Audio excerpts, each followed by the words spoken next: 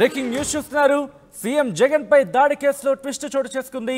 కేసులో దుర్గారావుకు సంబంధం లేదంటున్నారు పోలీసులు. విచారణ అనంతరం విడుదల చేశారు పోలీసులు. దుర్గారావును కుటుంబ సభ్యులకు అప్పగించారు. దాడి కేసులో విచారణ వేగవంతం చేసింది సిట్. ప్రధాన నిందితుడు సతీష్ కి రిమాండ్కి పంపించడం జరిగింది. సతీష్ ని దానికి సంబంధించిన బ్రేకింగ్ న్యూస్ చూస్తున్నారు. అయితే దుర్గారావు కుటుంబ సభ్యులను కలిశారు కొద్దిసేపటి క్రితం. రైట్, ఇదే అంశానికి సంబంధించి అప్డేట్స్ తెలుసుకునే ప్రయత్నం చేద్దాం. కానీ అంతకన్నా ముందు ఒకసారి ఆ బ్రేకింగ్ న్యూస్ చూస్తున్నారు.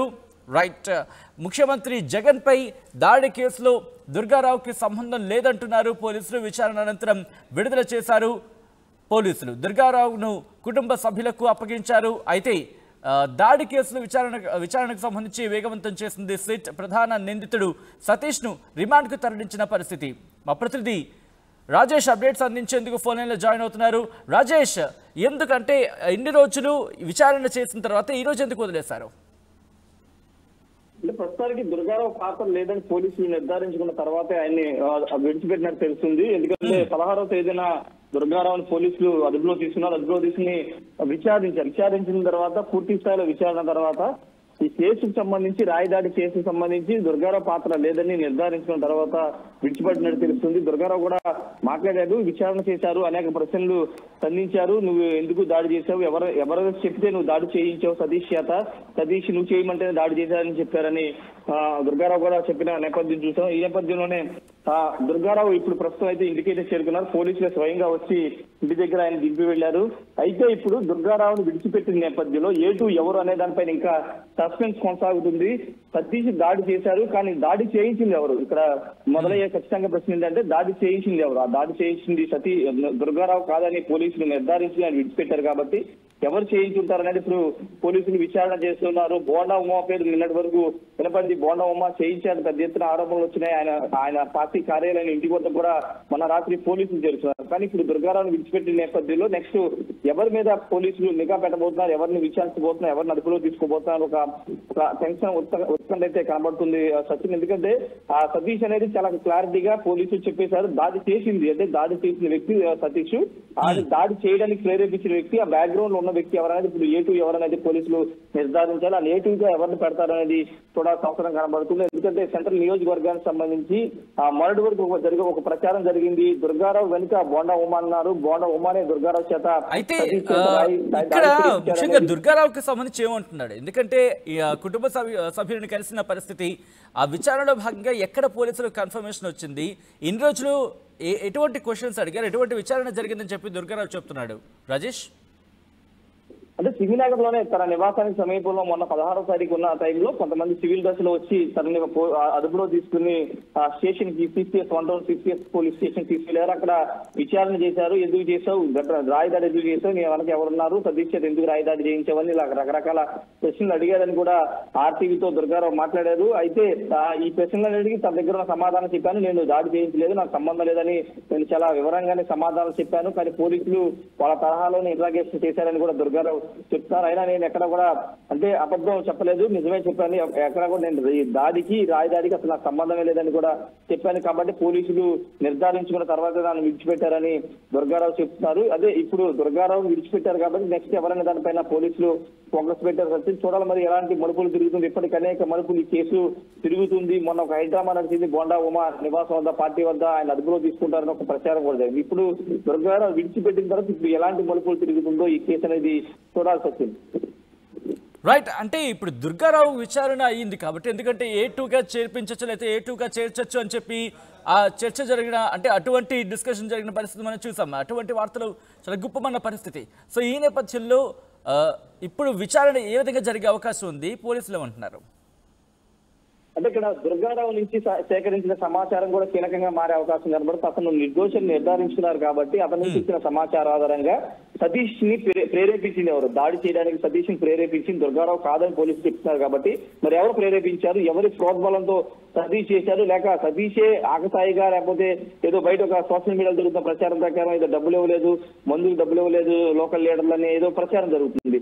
అదే దాన్ని వేసేసుకునే ఇంకా ఈ కేసుని ఇలానే కంటిన్యూ చేసేసి వదిలేస్తారనేది చూడాల్సి ఉంది. లేకపోతే ఏటు ఎవరు సతీష్ వెనుక ఉన్నది ఎవరైనా దానిపైన పోలీసులు విచారణ చేస్తారనేది చూడాల్సిన అవసరం కనబడుతుంది. ఖచ్చితంగా అంటే నిన్నటి వరకు జరిగిన ప్రచారం ఏంటంటే బోండా ఉమా చుట్టూ ఇదంతా నడుస్తుంది అనేది సెంటర్ బోండా ఉమాని సెంటర్ చేసే ప్రయత్నం చేస్తున్నారని కూడా ఆ పార్టీ నేతలు కూడా చెప్పారు. కాబట్టి ఇప్పుడు దుర్గారావు వదిలేసిన తర్వాత కేసు ఇక్కడ పెద్ద సతీష్ అతను కావాలని చేశాడనే కన్ఫ్యూజన్ పోలీసులు వచ్చేసారని దానిపైన కూడా ఒక స్పష్టత రావాల్సిన అవసరం కనబడుతుంది. ఎందుకంటే రిమాండ్ రిపోర్ట్ లో A2 అనేది ఖాళీ బ్లాంక్ చేసి పెట్టారు. కాబట్టి ఇప్పుడు A2 ప్లేస్ లో ఎవరిని పెడతారు, లేకపోతే ఇక్కడ సతీష్ తోని కేసుని క్లోజ్ చేస్తారా, అది చూడాల్సిన అవసరం కనబడుతుంది.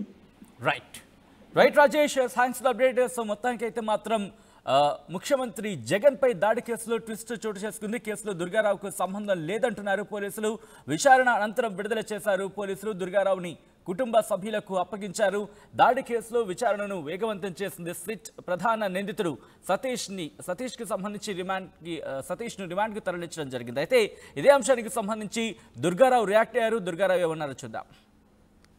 మంగళవారం సాయంత్రం 5:30 గంటలకి సింగినా డాబోగూడ సెంటర్లో టాప్ మోడర్న్ టీ కొట్టు దగ్గర నేను స్కూటీ అక్కడ పెట్టి కూర్చొని మా ఫ్రెండ్తో మాట్లాడుతూ సడన్గా సివిల్ డ్రెస్లో పోలీస్ ఆయన వచ్చి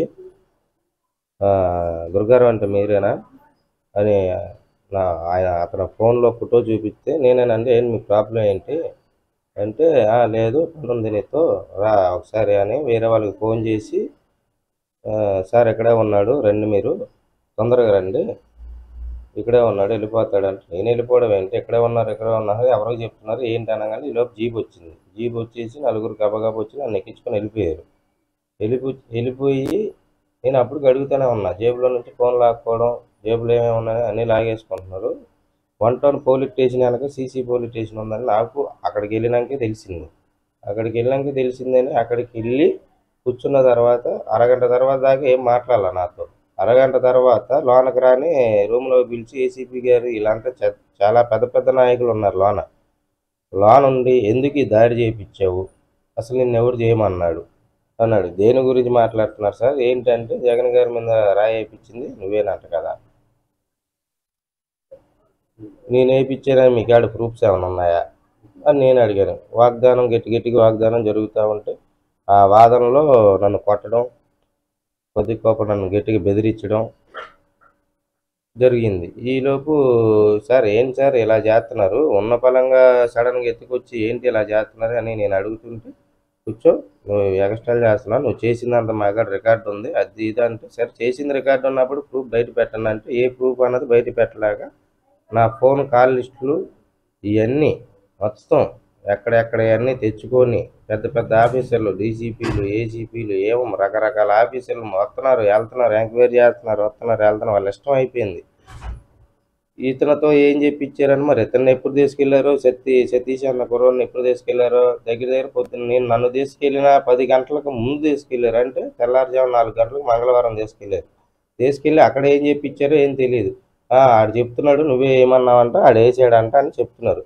ఆడు చెప్తున్నప్పుడు వాడు నన్ను ఎక్కడ కలిశాడు, ఎలా వేయమన్నాను, ఏం చేశాను, దానికి ముందు ఏమైనా కలిశానా, దాని తర్వాత ఏమైనా కలిశానా, ఈ ప్రూఫ్స్ నాకు చూపించండి, ఎందుకంటే లేనిపోయిన మా మీద వేస్తానంటే లేదు నీ వెనక ఎవరైనా ఉన్నారా, నిజం చెప్తే బాగుంటుంది, లేకపోతే ఇప్పటికిప్పుడు జైల్లో వేస్తా. సరే వేసుకోండి, నిజం చెప్పేదే ఉంది, ఇప్పుడు నేను నిజమే చెప్తున్నాను, అబద్ధం చెప్పాల్సిన అవసరం నాకు లేదు, నేనే తప్పు అయితే చేయలేదని గట్టిగా నిలబడ్డా. నన్ను మంగళవారం సాయంత్రం 5:30 నుంచి బుధవారం 2:30 వరకు సీసీ పోలీస్ స్టేషన్ 1 టౌన్ వెనక బ్యాక్ సైడ్ ఇంకో సీసీ పోలీస్ స్టేషన్ అంటే అది నాకు తెలియదు. అక్కడికి వెళ్ళేదాకా అక్కడ ఉంచారు. అక్కడి నుంచి గురువారం 3ంటికి అక్కడ నుంచి మైలవరం తీసుకెళ్ళి సర్కిల్ పోలీస్ స్టేషన్ అని ఉంది, అక్కడ నుంచి శనివారం మధ్యాహ్నం అదే 3 గంటలకు మళ్ళీ ఇక్కడికి తెచ్చారు, ఇదే సీసీ పోలీస్ స్టేషన్కి. వెనక ఎవరైనా ఉన్నారా, నువ్వు టీడీపీలో తిరుగుతున్నావంట అని గుచ్చి ప్రతిదీ క్వశ్చన్స్ చేస్తున్నారు. ఇక్కడ నుంచి నన్ను తీసుకెళ్లేటప్పుడు నలుగురు తీసుకెళ్లారు. అక్కడ దగ్గర 20 మంది 30 మంది దాకా నన్ను అడుగుతూనే ఉన్నారు, వస్తూనే ఉన్నారు, వెళ్తూనే ఉన్నారు, రకరకాలుగా వస్తూనే ఉన్నారు, వెళ్తూనే ఉన్నారు. అందరూ వాళ్ళ పేర్లు తెలియదు, వాళ్ళ మొహాలు నేను ఎప్పుడు చూసింది లేదు, ఏమీ లేదు. నిర్దోష కింద బయటకు వచ్చారు కదా. అవును సార్. మీరు మళ్ళీ టీడీపీ పార్టీలో ఉండే ఏమైనా సూచనలు ఏమన్నా దాని కూడా మీరు ఏమైనా రాజకీయం ఇది ఇప్పుడు నేను టీడీపీ పార్టీ వాళ్ళు ఏమన్నా చేయమన్నది నేను చేస్తే మీరు అనుకోవచ్చు, టీడీపీ పార్టీ ఇక్కడ నా ఉద్దేశం ఏంటంటే ఇక్కడ నేను చేసింది కూడా లేదు కాబట్టి నిర్దోషి కింద బయటకు వచ్చారు. నేను అది టీడీపీ పార్టీలో ఉండాలా లేదా అన్నది అది తర్వాత సబ్జెక్టు. ఇక్కడ ఏంటంటే నా వెనక కావాలని ఇలా చేపించి నా పేరు నెట్టేసి వీళ్ళు కులస్తులు ఒడ్రు కులం ఎలాంటిది ధైర్యం లేదు, వీళ్ళు కులంలో ఏం చేసినా ఎవడు పట్టించుకోడు అన్న కాన్సెప్ట్ మొత్తంలో కూర్చున్నారు ఇక్కడ ఉన్న కొంతమంది నాయకులు. సరే కూర్చుని వాళ్ళ కులం వాళ్ళకి గొప్ప అయితే మా కులం మాకు గొప్ప, దీని ప్రకారంగా ఏం చేస్తున్నారు అన్నది నాకు ప్రతిదీ పోలీస్ స్టేషన్లో అర్థమైపోయింది. సరే నేను ప్రతిదీ అందరికీ చెప్తూనే ఉన్నాను, ప్రతి మీడియాకి ఇదే చెప్తున్నాను. నేను తప్పు లేకపోతే ఈరోజు నేను ఇంట్లో ఉన్నాను, తప్పు లేదు కాబట్టి ఈరోజు నా తల్లిదండ్రుల దగ్గరికి నా పిల్లల దగ్గరికి పోలీసు వారు పిలిపించి నన్ను సంతకాలు చేయించి మా వాళ్ళతో సంతకాలు చేయించి నన్ను అప్పు చెప్పారంటే నేను ఎక్కడే తప్పు చేయలేదని మీకు అర్థమైంది నిర్దోషిలాగా. కాకపోతే 4-5 రోజులు మాత్రం నన్ను తీసుకెళ్ళి ఇలా జరగడం అంతా కావాలని చేశారని నాకు తెలుస్తుంది.